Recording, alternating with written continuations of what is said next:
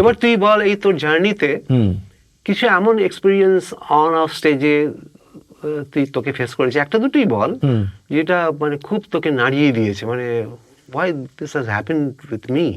কলা মন্দিরে যেটা হয়েছিল সেটা হচ্ছে যে সেলফ অর্গানাইজড অনুষ্ঠান ছিল।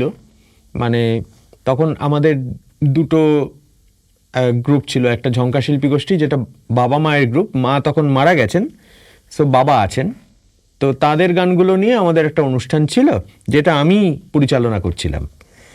আর একটা ছিল আমার নিজের গান নিয়ে অনুষ্ঠান, তখন আমাদের ব্যান্ডের নাম হরিদাসের ডানা। আমি এবং আর এক বন্ধু নাইম তার নাম, সে বাংলাদেশের একজন স্টুডেন্ট, এখানে পড়াশুনো করত।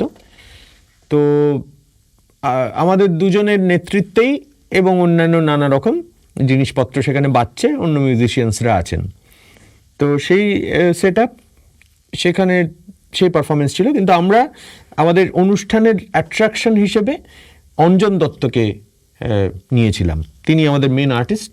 তো প্রথমে ঝঙ্কারের গান হবে, তারপরে হরিদাসের ডানার গান হবে, তারপরে অঞ্জন দত্তের গান হবে। তো অঞ্জন দত্তের যারা শ্রোতা ছিলেন তারা খুব আমরা যখন হরিদাসের ডানা পারফর্ম করতে উঠলাম, তারা খুব মারমুখী হয়ে ওঠেন। হ্যাঁ, এবং তারা বলেন যে আমরা অঞ্জন দত্তকে শুনতে এসেছি, আমরা এসব শুনবো না বলে তাদেরই একাংশ, আমাদের দ্বিতীয় গানটা আমরা গাইছিলাম, তখনই তারা স্টেজে উঠে এসে তারা আমাদের স্টেজ থেকে বলেন যে তার নেমে যেতে হবে, নইলে মার খাবে। Audience audience